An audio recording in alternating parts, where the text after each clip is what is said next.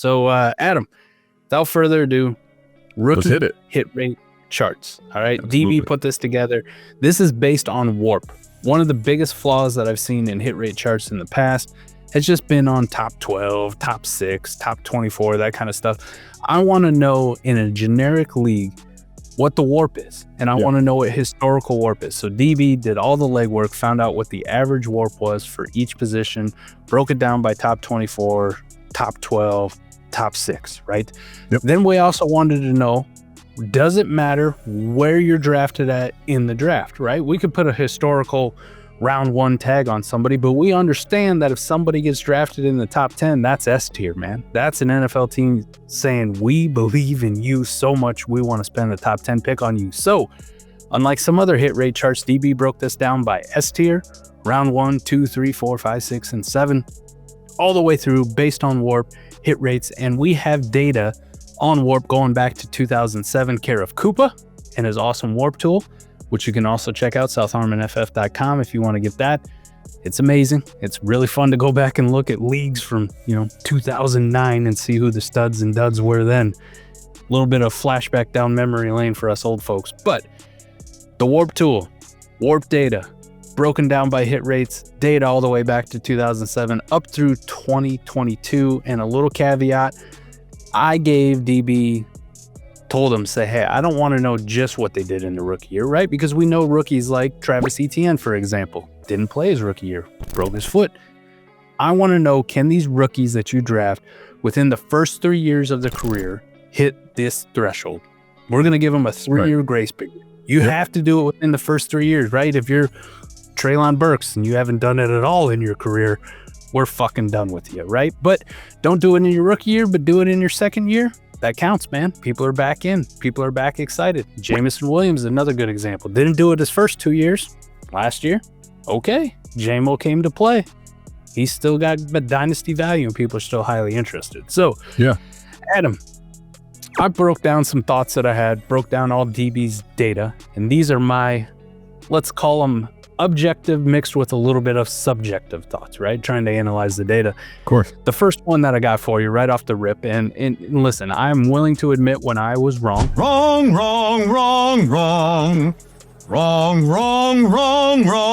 I was wrong about Ashton Jeanty. S tier running backs are the safest bet that you can have when it comes to hit rates. Yeah. S tier running backs, meaning any running back drafted in the top 10 of the NFL draft, safest fucking bet that you will get. The hit rate is honestly almost a lock. It's not a complete lock, but it is as close as you could get almost, right? You want to talk about locks, Adam? Yeah. 100% hit rate on top 12 seasons within their first 3 years. That's a lot, man. That's basically a lock. That's a lot. The hit rate on a top 6 season, 75%. 75%. By far and away the best that you're going to find. So as clear cut as it gets, yeah. God mode, Jeanty should be your 101. However, I will have a follow-up video on the case for Cam Ward with Ashton Jeanty. Listen, I can admit defeat, but there's still a glimmer of hope. S-tier quarterbacks are the second best thing that you can draft. Quarterbacks drafted in the top 10. There's a slight case for them to be 101 over an S-tier running back. Real slight, and it's minor. It's very, very minor, okay? Let me acknowledge it. Yeah. Because we understand the dynasty value ceiling if they hit top 6, right? They have a very good top 6 hit rate over the course of the first 3 years. There's a case, right? A top 6 running back versus a top 6 quarterback. We know who's winning that fight in a startup. We know who people are getting on board with. We know who's being asked to pay 4 first for in order to get them on your dynasty roster versus a running back. And also the one thing that is really cool about DynastyBerry's hit rates, the top 6 WoRP average for a quarterback going back to 2007 is a 1.6, Adam. For running backs, I say this lightly, it's only a 1.4, right? Okay. Only. All right, so the WoRP ceiling is a little bit higher on the quarterbacks. The dynasty value is a little bit higher on the quarterbacks as well, but the hit rate percentage favors running backs. Running backs in the S tier are the safest bet that you can make in your rookie draft. So never fret. If you took Ashton Jeanty 101 and you listened to me being like, I should have been Cam Ward. Just know you were right. I was probably wrong. Right? There's a minor chance later on down the road I'll say that I told you so, but I'm not going to count my chickens before they hatch. Sure. And basically, you're even saying even if that happens, the hit rates here tell you that the safer bet and the more logical bet at the moment, given the value in the market, is going to be Jeanty for sure. But if basically, Mike, what you're saying, at least for me, let me just reiterate and hear what you're saying, the way I'm thinking about it. If Cam Ward becomes a top 6 quarterback, it doesn't matter where you took that bet. 101, 102, that doesn't matter. That's literally a chip that is hard to recreate in Dynasty. It's one of those very, it's a gemstone, right? Nobody can get to that quarterback value of an elite quarterback value outside of that position. Maybe the number 1 overall receiver, like a Chase, right? That's literally the only people that are going to get to top 6 value, unless we go back to the archaic days, which at the moment the running back is just not reflective of that. So I'm with you on that part. Now we move on to the third place prize, S tier wide receivers drafted in the top 10, and round 1 running backs. We can also put these in the same category. They are almost an identical push. One of them might have a little higher ceiling. One of them has a little better floor, meaning when I talk ceiling versus floor, top 12 versus top 6, right? You understand that if a rookie wide receiver, for example, if Ted McMillan were to finish top 6, his dynasty value is through the phone. Oh, right? Yeah, 100%. I mean, oh my God. Mm-hmm. I will say this, the tiebreaker for me on this one is going to come back to what I just talked about with S tier quarterbacks, is the dynasty value and the WoRP. The WoRP on wide receivers across the board is just better than running backs. It just is. So when we look at top 12 wide receivers, they average a 1.239 WoRP. Running backs are 1.028, right? And then if you want to look at top 6, wide receivers are 1.601. Running backs are that 1.466. So the WoRP is a little bit better on wide receivers. Also, the dynasty value is a little bit better on wide receivers. So in this market, man, the wide receiver value is really damn good. When I analyze this and look at hit rates, Adam, I come to the conclusion if I have a round 1 running back like Amari and Hampton in this class versus an S tier wide receiver like Travis Hunter or Ted McMillan, I'm going to go with the wide receiver by default, right? My hit rates are the same. Now, S tier, just to make sure we're S tier defines top 10 draft capital, right? Correct. Okay. Yep. The rest, round 1 is going to be 11 through 32. So looking at that one now, we move on to round 1 quarterbacks. Round 1 quarterbacks, round 1 wide receivers, and round 2 running backs, right? So we got a big group here. They're almost universally tied across the board. Again, I default to the tiebreakers. We understand dynasty value, we understand WoRP ceilings. So how I would interpret this if I was going to make draft decisions based on it: quarterback, running back, or quarterback, wide receiver, running back. And that's how I draft them in that order, right? If I'm trying to maximize not only my odds, but also my ceiling, and when the hit rates are that universal across the board for them, that's where I default to. Here's one thing that I found pretty interesting. Going back to 2007, round 3 running backs are sneaky good too. Sneaky good. All right. All hail Caleb Johnson. Okay. The case for Caleb Johnson starts now. Round 3 running backs are almost, and I mean, we're talking just a % or 2 off from round 2 running backs. So let that be a lesson to you on draft night when we have our running backs get drafted off the board. Is it nice that an NFL team took them at the top of the 2nd round? Yeah. Does it mean shit though if an NFL team takes a running back in the back half of the 3rd round? No. They're a day 2 running back. They fucking matter, and they are razor thin as far as hit rates. So when it comes down to the debate of RJ Harvey or Caleb Johnson, I understand if you want to go Harvey for sure, but Caleb's got a hell of a case to be in that mix too. Yeah. So at that point, Adam, I think you just go with your heart. If I'm being objective to it, I'm going to take Harvey just because of the draft capital. But listen, if you said, hey, I took Caleb Johnson over RJ Harvey, good on you for having that conviction, man. I love it. Yeah. 100%. It's all right, midget unicorn. We get it, man. We understand. It's sad fucking trombone moment here. Tight ends stink, people. They just stink. Oh, no. The tight ends just stink. It doesn't matter if you're S tier, you're round 1, you're round 2. They just stink universally. The one saving grace I can give you is S-tier tight ends, so Colston, Loveland, are guaranteed, just like running backs, to have a top 12 season within their first 3 years. They have a 100% hit rate of being top 12. The problem is, Adam, the average top 12 tight end doesn't really necessarily mean much in WoRP. 0.543. Right. Yeah, definitely. The average top 3 tight end, which DB broke this down, 1.385, still trails every single position, which, other than Brock Bowers, who is not in this data set, right? Because we stopped at 2022 because we don't have 3 years of data to judge 23, 24, and 25 class yet, obviously. Brock Bowers would be the only tight end who would even approach that top 3. One tight end. And this data set right now has 23 tight ends dating back to 2007 with S-tier draft capital. Not great odds. Meaning either Brock Bowers is the truth and the next coming of Travis Kelce and going to repeat this forever, or it's a one-off, right? It's an aberration. So don't bank on it. Don't bank on it. Don't go chasing the next Brock Bowers because it is a very rare commodity. Listen, you can have a safe one where they will hit top 12. Think Kyle Pitts. Kyle Pitts is in this data set, part of the S-tier 100% lock within your first 3 seasons to have a top 12 season. And yes, I do acknowledge that after Kyle Pitts finished as tight end 11 in his rookie year, his value went through the roof. But I can also acknowledge that the fall for Kyle Pitts has been astronomical, and you've just been pissing away money left and right. So yeah, tight ends for me are going to be in a void.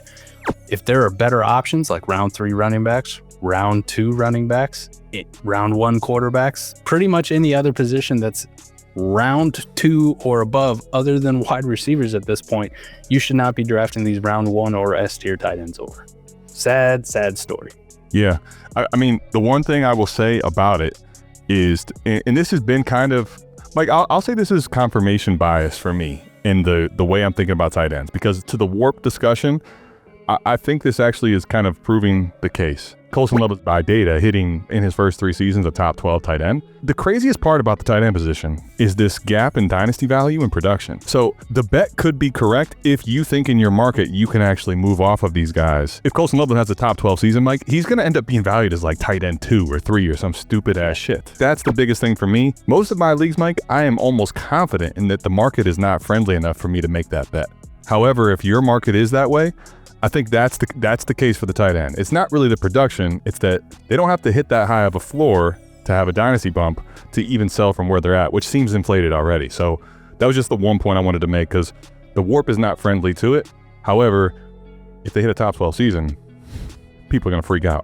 I saw people freak out and fight me for a whole year about Chig Okonkwo when he was barely a top 20 tight end, right? So that's kind of the point with the tight end spot. Chig Okonkwo, Greg Dulcich, right? That short that you made, epic, lives on forever and still very, very true to this day, even though it's a few years old, Adam. Still amazing. One of the few of mine that, didn't kind of age like milk, if you will. But anyway, Mike, let's keep this thing going, man. This is interesting data, man. Here's one of the most shocking ones, right? I love Jaden Higgins, man. I love Jaden Higgins. I love Luther Burden. I love Trey Harris. I hate Tyler Shuck. Round 2 quarterbacks have a better hit rate than round 2 wide receivers. I was getting ready to dunk on these receivers, but I'm glad you're already taking it there. Let's go. Oh my God. Tyler Shuck, stand the fuck up. Let's go, man. We should be taking Tyler Shuck way the fuck higher than we ever had. The craziest part about him too is that like the ADP is going to be so weird for a guy like him to actually look at because of the Derek Carr. In the midst of rookie draft time, Mike, he freaking retires, which totally throws off the data set, but keep going. The data set for a round 2 quarterback to hit a top 12 season within their first 3 years, 17%. So not astronomical, but round 2 wide receivers, only 15%. But think about that, 17%, Mike.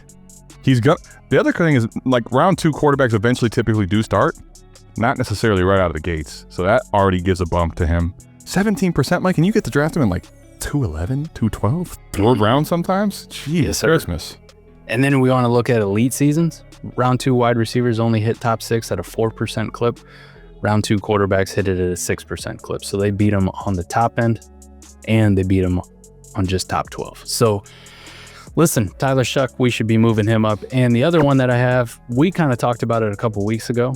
Round 3 quarterbacks, also sneaky good hit rates, almost on par with round 2 wide receivers. So if you wanted to make that bet on a Jalen Milroe or any other future round 3 quarterback that gets drafted out there over a round 2 wide receiver, it's a very reasonable bet. Yeah. Go ahead and do it, man. So Adam, what I did then is I went through, based on my breakdown that I have of this, how should we be drafting these players? So I did the top 24, how I would draft the first 2 rounds based on hit rates, right? Okay. Taking all subjectiveness that I could think of out of the mix, minus the ones where they're tiebreakers, right? When they are razor thin and razor close, I'm going to side with my guys. So don't get upset if there's one guy over, but I did break down dudes into tiers as well. So what we have, Ashton, Jeanty, clear cut, 101. But 101 tier break, right? It should be a tier break. It Okay. should be a tier break. Cam Ward, tier break, 102. Okay. No question. Okay. Cam Ward should not be going past 102 in any rookie Superflex draft that we have. Travis Hunter, Ted McMillan, Amari, and Hampton in that order in the same tier, right? But like I talked about with the ceiling plays of the S tier wide receivers versus round 1 running backs, that's why you have Travis Hunter, then you have Ted McMillan, then you have Amari and Hampton. Listen, this one defaults to Travis Hunter. Not only did he get the better draft capital, but 2, I just like him as a wide receiver a little bit more than Ted McMillan, why he's ranked higher. But it's the same tier, right? It doesn't matter if Hampton goes 3 or Ted goes 3. Those are the next 3 guys that should be off the board. Now we get to the most interesting one I have. We have a giant tier to finish out round 1, Adam. I'm going to lead it off with Jackson Dart. Again, ceiling play, right? Quarterbacks, round 1 quarterbacks in the ceiling. Here's some surprising ones, Adam, that we are not drafting this high at all. And based on the ceiling play tiebreakers, Emeka Egbuka, Matthew Golden, 7 and 8. Well, at least I've been telling you to draft Emeka Egbuka, so I'll get one of those. Matthew Golden, I didn't get enough shares of, and I would probably, in some drafts, might go back and take more of him if I could, frankly. And the rest of these guys are just ranked off their draft capital. It's going to be all the running backs, Quinshawn Judkins, Travion Henderson, RJ Harvey, and Caleb Johnson to round out your first round. I thought it was very interesting when I did it and I ranked them. I'm like, wow. So you have 7 and 8 would be Egbuka, Golden, and then basically 9 is a new tier of, or is it the same tier? Let me just ask. Same tier. Okay. They're same tier. Their hit rates are very, very similar. We're just breaking ties based off of ceilings. Okay. Right? WoRP ceilings and positional dynasty value ceilings. So no offense to the running backs, but they get pushed up a little bit higher. Matthew Golden gets disrespected. I mean, that's the story of my life. No respect. I don't get no respect at all, you little. Jackson Dart gets disrespected. But if you're breaking them down by ceiling plays, Dart, Egbuka, and Matthew Golden should be drafted a lot higher than what they are currently going.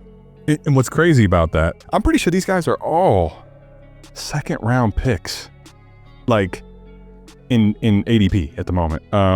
That's crazy to think about. So they go. Egbuka's actually 109, but Dart 201, Golden 202.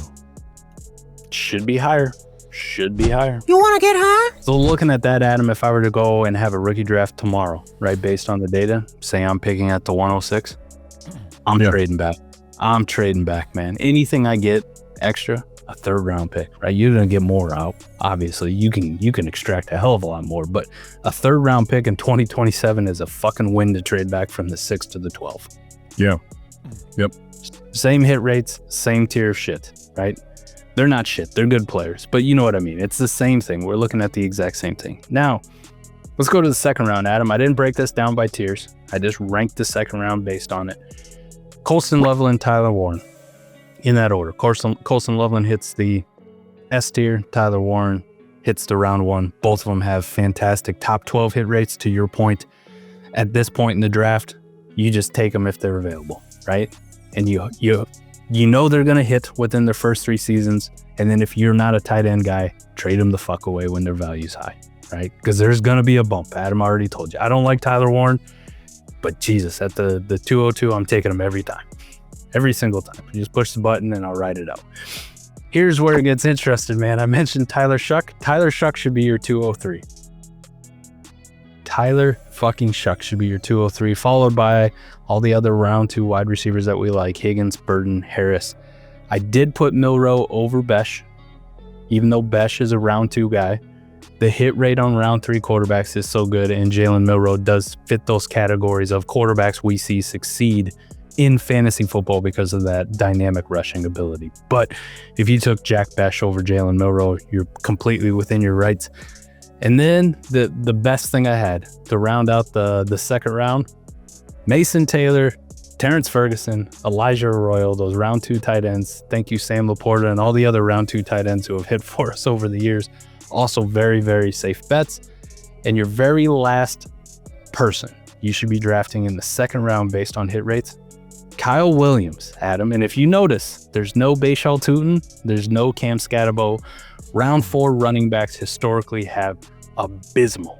Yeah. Abysmal. And to your point, right, when we're talking about this, like, can stuff change with the current, like a Bucky Irvin would help change the data set, but we don't have enough data for Bucky to really get into the whole really big dynamic of the two going back to 2007. So some stuff can change, and you can look at Bucky Irving, but just if you look at the blanket years, Mike, you know how many round 4 running backs basically give us absolutely zeros and nothing in Dynasty? A lot of them, right? Top 12 hit rates on round 4 running backs, 3%. Oof.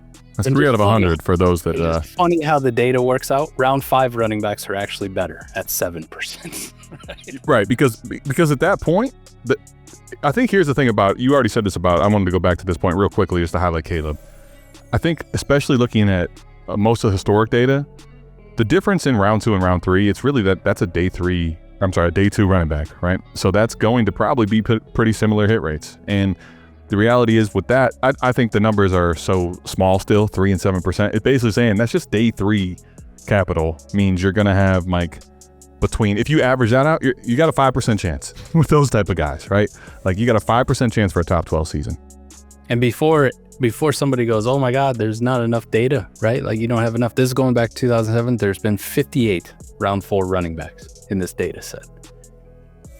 Those of them that hit top 6 seasons, round 4 running backs, right? Hit the absolute ceiling, 2%. 2% of the guys have actually hit it.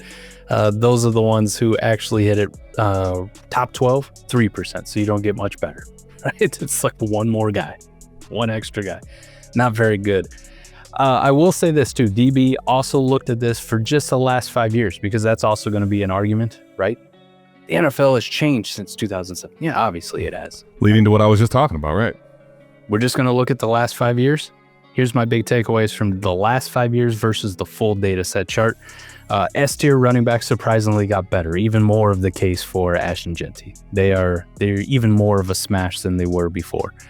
S-tier quarterbacks got slightly worse, not by a lot. We're talking a few percentage points, but they did go down. We had more busts within the last 5 years of S-tier than we ever had, in the total data set. S-tier wide receivers got slightly better, right? We got a little bit better at picking the Drake Londons and the Jamar Chases of the world, right? They did a much better job this time.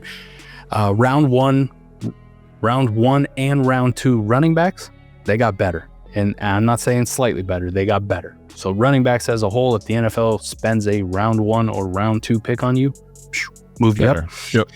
And round 1 and round 2 quarterbacks also got better, right? So round 1 draft capital, more of the case for Jackson Dart, got better. But those were the biggest takeaways that I had. Everything else is very minuscule. Like the round 4 thing. We want to talk about that, Adam. I'll look at it right now. On the total, I gave you 2 and 3% for those hit rates for top 6 and top 12 respectively. In the last 5 years, we are looking at 0% in the top 6 now for round 4 running backs. And they hit it a 5% clip for top 12. So there's a little bit of hope there, but we've never seen one within the last 5 years, other than Bucky Irving, who's not in this data set, hit Right. that elite, oh my God, game changer territory. Yeah. I think the reality is, right, like, we've been told that and I'm not even going to say that what we've been told is necessarily wrong up front, Mike, but I'm not going to call my shot because I wasn't banging the table for this narrative, but I've been saying that I think we just were looking for something to be excited about in this class. And it's like, oh, the running back talent's so great. And when we look at the hit rates and we look at where everybody got drafted, it's like, God damn it. It's really not that great of a running back class. Like, it's good at the top, but that's really all we should be taking from it. The rest are taking shots on guys that you hope do something in a landing spot that's unlikely with historic data to hit, right? It could hit, but it's unlikely. I think that's the reality of it, you know? Yep. And on our round 4 running back thing, just to finish off the show, right? Because you do have Bayshall at 2nd round very consistently. Cam Scatterbo also in that same range. Something I brought up, again, shout out to Eric and America's Game Pod 2 weeks ago.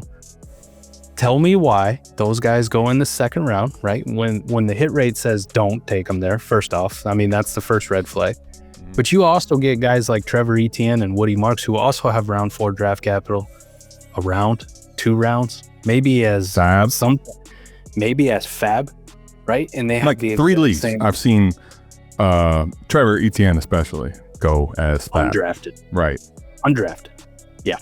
His ADP got corrected here within the last week, thank God, on Sleeper. So he got pushed up. Just in time for most of our drafts to be done, you know? Yeah, everybody else is done. But yeah, I don't understand what we're doing here. And then too, to your point, right, when you talk about day 3 guys, the round 5 running backs, right? You can make a case for all the round 5 running backs at the same thing. And some of those guys are going to go undrafted, especially in Fab. So right. Listen, just something to think about, especially if you got any rookie drafts coming up or you got startup drafts still that you're going to do over the summer. When you're taking shots on these round 4, round 5 running backs, you're playing from the same pool, right? Just take the cheapest option, right? Don't reach. Sure, if Bayshall Tootin or Cam Scatterbo hit, will you be a little bit upset you don't have shares? Yeah, I would be. I'd be a little bit perturbed. But guess what? If they don't hit, and Trevor Etienne's the one that hit that I got for damn near free, oh, you're never going to hear me shut the fuck up. And let me just say, honestly, now, the one thing to keep, if you're hearing this information and you're telling me, I know, like Mike, you guys hate Drake. So if you're reading this, it's too late, right? You've already drafted these running backs, right? Well, here's the good news. You know that the production bet is not a long-term bet based on numbers. The market still is not going to I promise you after this, the market's not going to shift based on this data. We don't have a strong enough pool on this fucking thing, okay? And the reason I think that's important, the conversation about tight end, Mike, and running back are very different in the market. Meaning, if Bayshall Tootin has some games, like I'm not talking about a full season of production, I'm talking about some games in this coming up rookie season, the narrative of Cohen and the offense and Bucky Irving's role, you're going to see huge value peak. You're already seeing a ton with him. So just be mindful of, okay, maybe this is a player that even if it ends up going to the top and I'm looking back like, oh my gosh, Tootin is one of the top 10 running backs in Dynasty. Okay, you could probably live with that though and cash out at running back 15, 18, whatever it is, knowing that it won't go back to 0 with the production bet potentially if it was just a glimmer of that running back value. So the same narrative in tight end, I think, to keep in mind with a lot of these day 3 running backs. That's going to do it for hit rates, though. If you want more of this, you want to see the chart yourself, $8 tier or above, right? And you can come talk to the man, the myth, the legend, DynastyBerry himself, pick his brain, get all the intricacies of how he built it. DB is the GOAT, man. I love DB. I give him a project, and he comes back within a couple days, and it's simplified for dummies like me. Green, good, red, bad. Yeah, Mike, the best part was like, a lot of times, I'm not going to shout out to other people, but you get information from, analytics, let's say. You're looking at spreadsheets, you're trying to figure out what the hell's going on. Like, this is, I could read it in about 20 minutes and be like, oh yeah, I feel confident about what I'm looking at. That's what I like. That's what I like to see in my data. Thanks, DB. We appreciate you.